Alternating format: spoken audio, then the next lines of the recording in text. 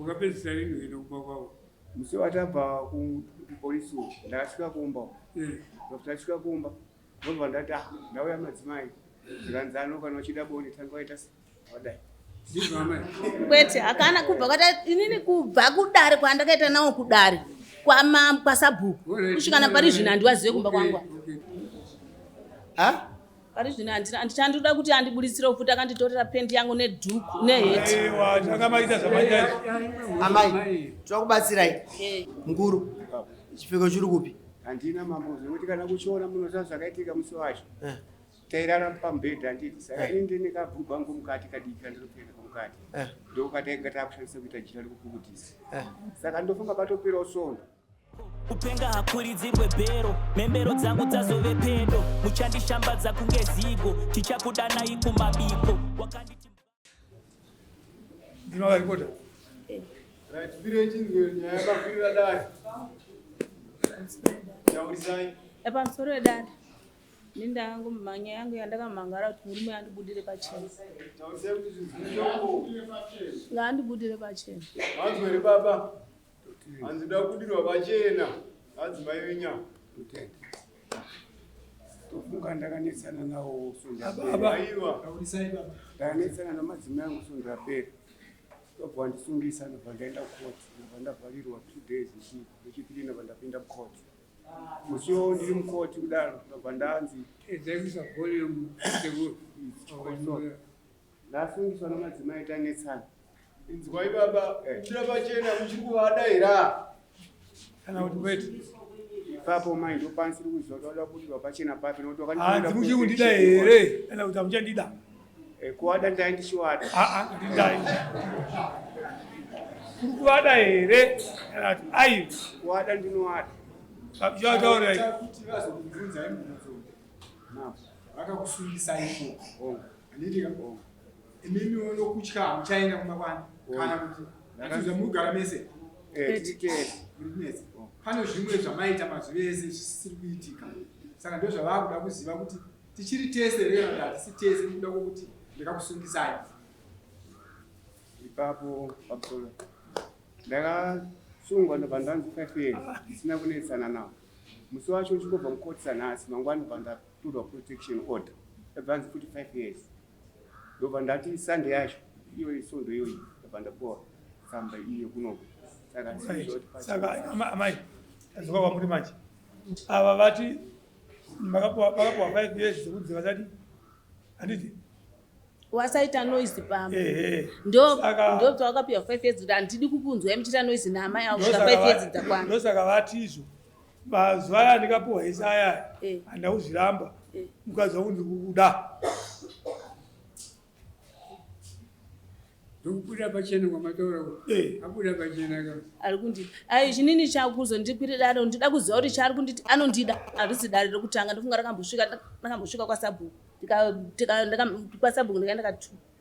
Rine ndire chipiri. Ndati ati ndizvikubuda. Ndio zvandutaura kuti mashoko yake yakutaura anondida haarambi anongosvika achitaura mashoko yake iyayo kusvikana pari zvino kubva 2. Haasi kuuya imba. Haasi kuuya. Haasi kuuya imba. Auye kumba. Ndoza kunopindura izvo kuti uyu murume uyu akanondida asi pamumba kwaye haadi toziva akaziva vakati aiwa iye akati ndakapuwa kuretoita iyi saka kuda kuti muri mezi saka uyu murume kana nenyaya yake endai pane nyaya pamongo shamwari hanzi kana wakati kundida chikundirei kuti hausi kuuya kwandiri kupinda mumba ndinoenda saka nguva zhinji mudzime wangu uyu haagari pamba anenge ari mumaruko muchimuri yake. Ndombomutsura handipere pamba pane ndikasvika pane roja akaisaizozo aripo. Ndongosvikira pane muroja aripo izvozvo pamba. Ndakasvika pamba ndeiwa ndinoona unza tamai hapo wabuda waenda. Ndinenge ndiriwo kubasa kwandinzi. Amai anoita basa rei? Kurokoza irori. Kurokoza. Ne mamai. Hamugari pamba ndai. Ndogara pamba baba. Aiwa vakuti izvo ndikaya pamba ndora pane munondoona ndiripo. Amirai. Turakutora zvakutaura muri moyo. Tiri kuti isusu ari kutiwo pandinaya pamba adzimai handivadi ndiona pano musikana munhu ari kugara ipapo ndomubvunza ati avari kuti ko saka unogarisana sei mamboti mugara mese. Pamusoro ichangamire nditaure inini nditaure nhau iyi kubva kumawamba kusvika kumawamba iko zvine zvanonditi ndinondida kana pamba pacho kumuona ndimuone chikafu handizive chikafu chake kubva gore rakapera anomwe mukadzi kubva gore rakapera kusvika pari zvino kana kumba kwacho handimuone chikafu chacho chokuti ndini ndije imba izvo zvakandipwanyira ndikugara panze mahwindo haina pamusoro amai kutora zvinhu zvakanaka iyo wati unoenda kumba ukapedzisa rini kuenda kumba kwavo musi watabva kupolisi ndakasvika kumba ndakasvika kumba ndobva ndati ndauya madzimai zikanzano kana uchida bonde tangaita wadai kwete hakana kubva kwata inini kubva kudare kwandakaita nawo kudare kwasabhuku kusvikana pari zvino handiwazive kumba kwangwa wakati utanga wanipa mari wanzi naadzimai vako vakaroora iwewe utanga wanipa mari wakazomboita sekuko wakazomboita kuti ndozandikuka naadzimai vako ukaenda kunani namai guru sisi wavo wariko kumba vari kurwara saka amai kati nhasi kubva nhasi baba vachibva muno nomumba baba avo anondiuraya pamusoro nditaika mai tati dare rinori raona kuti nhasi handiti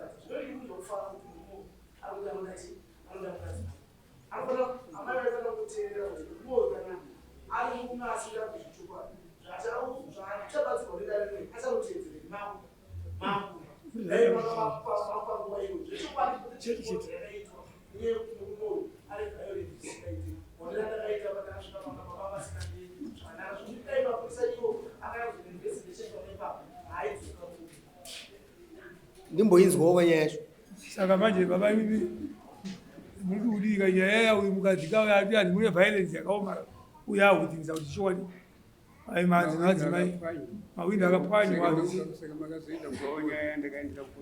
but hatisisu mukadzi akuti hanzi sinzi mune mumwe mukadzi imimi kumusapota mukadzi uyu hamuchaita izvo ndizve kwete sapoti ndino tikashanda ndashanda tese nemadzimai angu madiki tashanda tese kudaro madzimai angu akasukamura wega but anoimima achakwanisa kushanda nemune munyama kana mukaona mari muchaita sei muchandibvunza ndokukamurana kwatakaita nemadzimai andasiyana wadii saka makazokamurana mbonde here makamurana zvikuru kwete zvopakushanda zvokushanda zvomumba zvomumba ndinoenda ndinoti sondo saka panoenda pamai guru aiwa papo kunenge kuno nyaya manje nekuti iwo manje vanotamba neshamwari yavo iyo inini kana pamba pai handiita next door wamaibarawo saneta kanaaongo vakuipwanya sei kutamba nomudzimai wangu aiwa nomudzimai wangu vari kuipwanya sei vanoti vakaenda manje kubasa kwe vanotobuda kana na9 dzeusiku vachitsiga mazamba achikuenda kubasa achinorara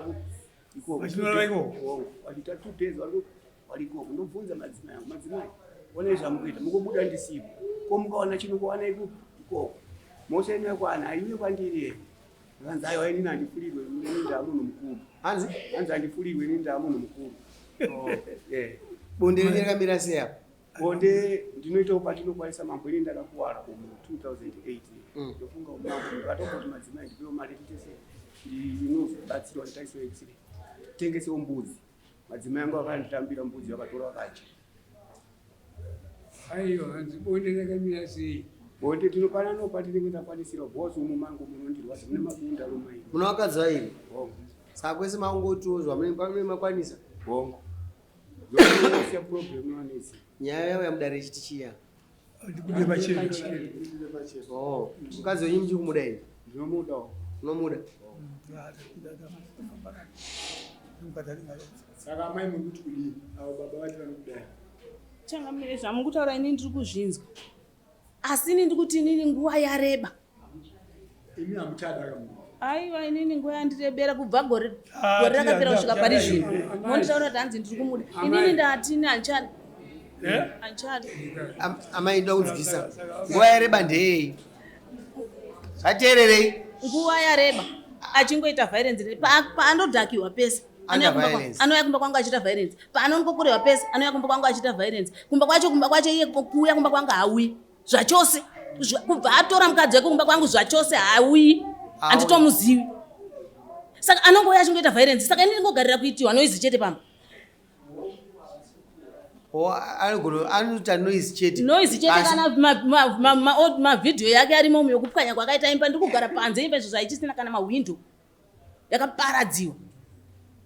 Namukuru, mukadzi momuda here?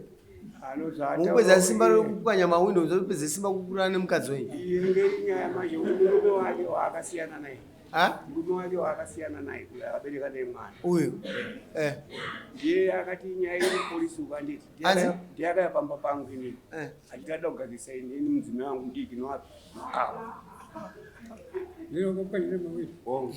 Mukadzi murume wakapana naye mwana uyu. Murume wakaramba naamai ako. Oyazogadzirisai nemukadzi uyu mukadzi uyu akabhenga ari mukadzi wake nemukadzi wako mudiki oda kuvabatanidza.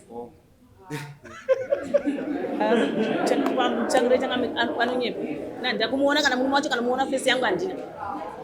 Ezvekurota kana akasvika kumba kwake akasvika kumba kwake kumba kwandiri haana kusvika. Haana kusvika. Handina kumuona. Mwana wanga ndina baba. Handina muri naye. Nai imba inoumbika here? Haiumbike. Mudhara kuti kana ndingadheererwo pamwe baba wangu agara nemunhu wangu woachinudza zvokuita. Alright. Aini changamedza kutaura zvakawanda. Aiwa chibudza chere nenyu muwape. Chini mati amuchira munhu. Negira ndina mari yakaparadza. Mune mari? Aiwa yakaparadza tete. Mune mari yamai? Ne$10. Kasi mawaya muchida kuvaramba here baba? Andichada. Hamuchada? Andichada. Mamuchivaramba nemunondime mashereni. Andichada ndani. Pachivanhu chedu ani munoziva kuti $10 $20 ndo mari yakashoreka inoendeswa handiti? Kana uchienda kwamambo kana uchienda kwamambo uchitautaura namambo unoisa $20 muhomwe. Kamari kanopupurika kanotorwa nemepo kakashoreka ipai murume. Pari zvino handichandoda kuti andibuditsire ufuta akanditorera pendi yangu nedhuku neheti. Takamaita zvamaita. Amai, toda kubatsirai. Hamuchada murume ka? Handichada. Ndinoda kuti mimi mubuditse shereni. Adhara muchibuditsawo bhuruku. Kwani zvinoenderana. Kana vanhu varambana vakudzorerana zvinhu handizvozve. Buditsai shereni amai. Handi muda chipfeko chenyu chamuda kuti chidzokeka. Buditsai shereni. Riri kupikwa naadhara. Bhurugwa neheti. Bhurugwa neheti yangu. Kana ndabvisa izvozvo zvingaripuka. Mapurisa amamba aripanaya. Kana ukandipawo mapurisa tanzi achitaurwa panapa kufamba nevanhu vai. Ukandipawo ndofambawo nawo. Vanokwanisa kuzondozodzoka futi. Saka pendi hamusudzwa kuti iri kupi? Ankana mambani. Heti yangu. Heti yakaita sei amai? Heti katudhuku tuchena utu. Takarwa isi nomukadzi wake bva heti dzakanhongiwa nomuzukuru wacho wakapiwa iwawa. Heti yacho ndikuti ndipe heti yangu ari kundirambira. Ko chipfeko chomukati wakatora kupi? Wakatorera mumba. Wakatorera mumba ndikavabvunza naye chipfeko changu chikaenda kupi? Vakati chipfeko changu bvunza mwana wako. Undibvunze mwana wangu ane 25 years, ane 21 years. Andibvunza mwana wako. Ndikati ndino mukomana andibvunza mwana wako. Bhurugwa rangu riri kupi mumba muno andibvunza mwana wako. Ane 25 years, ane 21 years. Wanaenda zvinzo. Mukuru. Chipfeko chiri kupi? Handina mambo zvekuti kana kuchiona munoziva zvakaitika musi wacho. Tairara pamubhedha handiti. Saka ini ndine kabhurugwa rangu mukati kadiki kandiropfeka mukati. Ndokatainga takushandisa kuita jira rekupukutisa. Saka ndofunga patoperawo svondo. Ndopandakanzwa madzimai angu anga achingagezere pamba. Inogezera ushamwari yavo iye. Vaigeza manheru wabva kupikowa. Ndipo wakandibvunza kuti bhurugwa rangu muno handisi kudi kuruona. Mumba medu muno makonzo. Saka sofa imwe yakatoboka handiti. Ndakatatarisa mushe unogona kudaiso uri pasi. Samubvunza ndipo. Chipfeko chamai avo chemukati chakatorwa makonzo chikapinda musofa. Ndomafungira ndaita kuti mumba medu uri murumu iyi handiti kai. Hamuchita zvichuu. ndugiri manje imhosve kuti pawakarwisana nditi indeibata madzimai akalamba kundidzidzisa wese wangane umangane saka ndaitobata madzimai kuti asachirwa saka wakanongwa zvakadonha nditi handina kuzva zvakanongwana ndaitobata madzimai. Alright, mataura nyaya yakachira kenyika munopukutisa kakashayika here futi takazokaona kati pasi pematiresi ndobva takapisa saka chakashayika pa20 yawo saka mukuudza pamwe amene zvakaitwa nemakonzo kupika namwari wangu chete handingatori chipfeko chake ndichichipika amai atimbouraya makonzo pamenyu amakonzo amipari amuna vachinjira amai ava mari yavanayo yakabatana dhara pane nyaya papenti apane nyaya zvekuti baba mamboka chandinotokumbirisa ndambonzwa munomo mapurisa emunomo afamba nevanhu vakafamba navo vakava nomuchapuru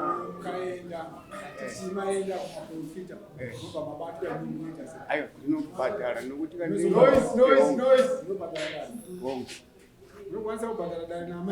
hongo ayo ipapo ndopandinoda chokwadi handina chandinotorera ndinolidika bhurugu rangu ndikarishanda kwabvunza ndotambidzana ayo chengetai ndinoda mubvunzo nemukuru wamukuru imimi zvipfeko zvenyu zvemukati kwamai ava hazviko here zvimwe zviriko mashini ari kuita makonzo enye kuti anoita chaamai ava chenyaya chakushayika saka ndazvitarisa nokuti zviri muodrop alright vapeshere apa ndara pane nyaya vapeshere maudza zvamuri kuvarambira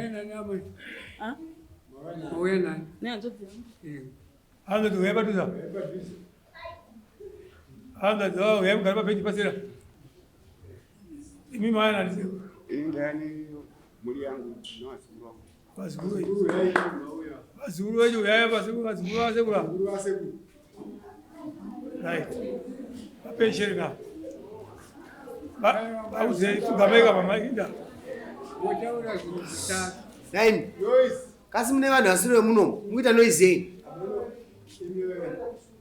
vazukuru kana kuti ate zvake pane chamunoda kutaura here amai vanhu havasati varambana awatisisonga ndakasvika uko ndakadaniwa ndikasvikako baba awa wakapereka mari ndoura kufu vasisi wangu ndakapuhwa ini kuti sieda mukadzi mamiri yaita nyaya baba awa atiwazive kana musha medu izvo zvenyimimi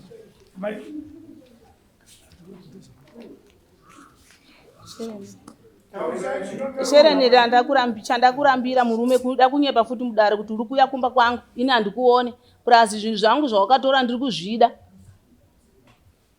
taliona soko maita basa chinda munopa zukuru venyu kana mwari pakaripo tarambwa nezvakati ukamai mudara ndarambwa nambo yava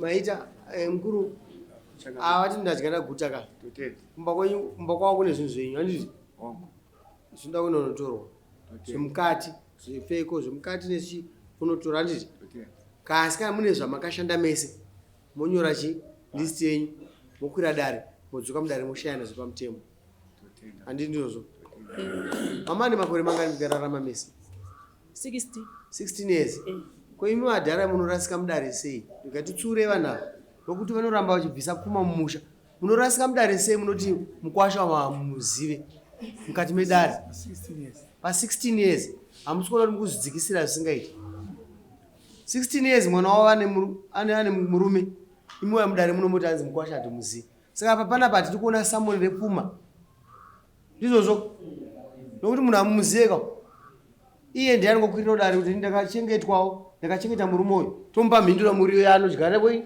yaanozvidyira hatidi vanhu vasingazivi zvokutaura kana mudare muno pamusoro ichangami toshandisirawo nake zvaranga ayo ndosanga ndakuzvikorekta kana vachazokwira handa kurambidza kukwira asi ndakuti ndikuyeuchidzei kuti pane mashoko asingati makapuwa nguva yekutaura murasike paenda pasaidi makanganisa stereo Sumuka ni baba mu darida perana. Ndichida kutaura ma. Ndakatova mumbi umai wakati chachi. $20. Ndakatosala ndo apa. Mumbi umai ndikatova mpa wali. Ndio mataura. Iwa aludaro. Nemusayina. Ndilombe uma ikubvisira ini ndichembira kadaro.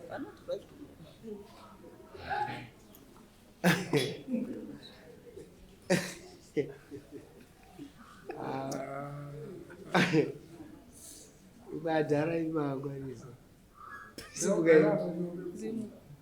Midziyo yatakashanda tese. Ndenge ndataura ingwana. Taura unoona mburisa katanya yenyu anokuitira rimwe samoni rishari muzvikopati.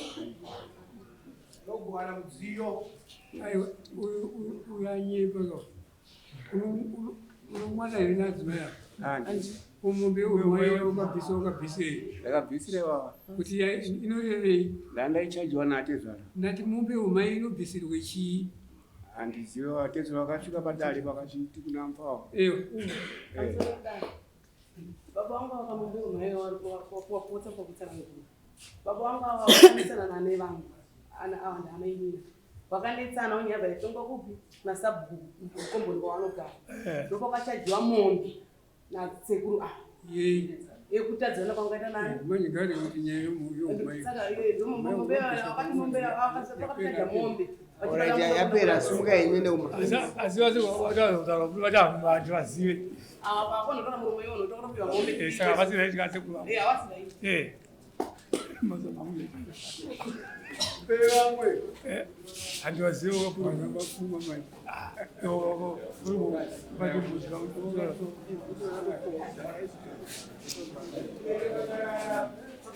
Saka changamirika pazvonobvira vaprofita zvacho. Hapana iri. Kupenga hakuridzirwe bhero, membero dzangu dzazove pedo, muchandishambadza kunge zigo, tichakudanai kumabiko. Ladies and gentlemen, today Tripper one of the branches Logos Solar Tech and ndakagara panapa padesk salesman sezvo ndiri number 1 salesman wepanapa. Panapa ari fully stocked, ndofunga murungoona masola akatozara muno mazvisi zvoti ukasvika anobva anotengwa kumukoto kusiya so or somewhere there, different types and chichi, solar lights, aya munoisa pamagate venyu, inverter, mast, masako, hybrid, different types, anything that you need. You know, it's a one-stop shop in the sense yekuti usvika unotenga zvimwoko, wotenga zvimwoko, paunongoita order zvese zvinenge zvichibva mushop munomu. Saka as usual, ndenge ndina Mr. Catch vachititsanangurira mapackage kuti akamira sei. Kama naita mukurumbira kai. Ndizvo chaizvo zivo zviri sei muri kujekesa nyika yese nemagetsi. Tiri kuibakisa nemagetsi. Yes. Dati munduze vanhu makavarongera chii, ndikuona shop ino yakazara, but a lot of people vanenge vasiri kuziva kuti chii chirimo. Ndofunga mukangoti fambira pamapackage apa quick motiudza zvakamira sei. Okay, so we start from our small package inenge iri 1.5 kVA solar system. This 1.5 kVA ndeye entertainment, kuchajisa maphones, laptops and Wi-Fi. So this one, the installation package actually including installation inenge ichita $900 fix and supply. Exactly. And then the next one? The next one is a 3 kilowatt or a 3.2 kilowatt system. Inenge ichita yoyo 1,350. Inova iri a fix and supply price. But apa ndo panotangira kuti fridge. Kana munhu akuda zvekuti ndiri kuda fridge, ndiri kuda TV, ndiri kuda chichichi, ndo panotangirawo system inotanga pafridge. Inokwanisa kupower even a 0.5 bore pump. Saka panapa ndo panotangira bore, ndo panotangira fridge. Pa 1,350. Saka izvo zvitakujamba pa 2,350 ndananga ipa 2,400 pa 6.2 kVA system. Okay, so this 6.2 kVA solar system, it's a game changer. Yes. Because apa ndo patakutaura kuti you can power my washing machine, you can power even your electric gate, you can power even my booster pumps, you can power a lot of your households appliances. So this solar system yakanakira kuti this type of inverter yatinoisa, it's a type of inverter inoshanda even isina battery. Yekutoti yekuti even battery renyu rikanzi reine challenge or else battery renyu radzima, you can still work during the day because this type of inverter, it can work with just solar panels. even nyango mukabirwa battery this type of solar system inokuitirai then toya pa 10 kva re 4.3 iri remahonda fit. Okay, so kana takuenda uku manje takuenda kuma-solar systems mahombe emunhu anenge achitaura kuti inini I've got a 3-story building or a 3-story upstairs house yandinayo iri kuda kupawiwa all of my appliances handisi kuda kuti zvinhu zvangu zvidzime.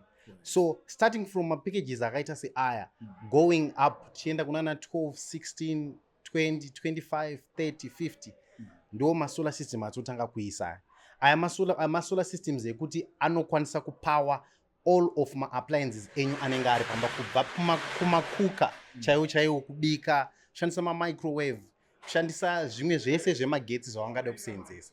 Nemakambani futi anokwana ipapa. Nemacompanies futi anokwana futi panapa. Alright, then last but not least but more important, borehole drilling, fix and supply. Ndoona pakanyorwa siting, drilling and casing, mileage, extra building, meters. Panapa munoita futi zvekudrilla. Exactly. So what happens is isusu tunoita futi borehole drilling, toita installation ye-borehole system. So ma fix and supply ye-borehole yedu isusuka inenge ichienderana nekuti tazodrilla ma-meters akaita sei. But when we are talking of ma clients edu vanenge vari based in Harare, locally we drill at $850, $900 depending nenzvimbo yatiri kuita sei yatiri kudrilla. But outside of Harare panenge paone ma extra expenses transport. But isusu tunoita ma-borehole systems anenge ari either AC or else anenge ari ma DC borehole systems. Okay. Yes. Ladies and gentlemen, mawanzwa Mr. Cage murume wedu aizozarurwe nenhonzi because zvatinchita zvinenge zvakawandisa, but panapa palogo Solar Tech bringing lights to the world. It's a one-stop shop. You get both ma-solar acho, ma-battery acho, ma-inverter acho, nema-appliances acho. You get everything that you need. Also, kana muri vaya vanotoda kubhadhara neEcoCash kana chi, we are a registered EcoCash agent as well. Hatina zvekuisira ka top up padenga kana tinokuti pinza iri 57 kuti ibude iri 50. Logo Solar Tech yakarongeka. So adata ma-lay-by, varoda kuita ma-cash ipapa vane mari shoma nevane mari yakawanda, we are catering for all, and with that we are out.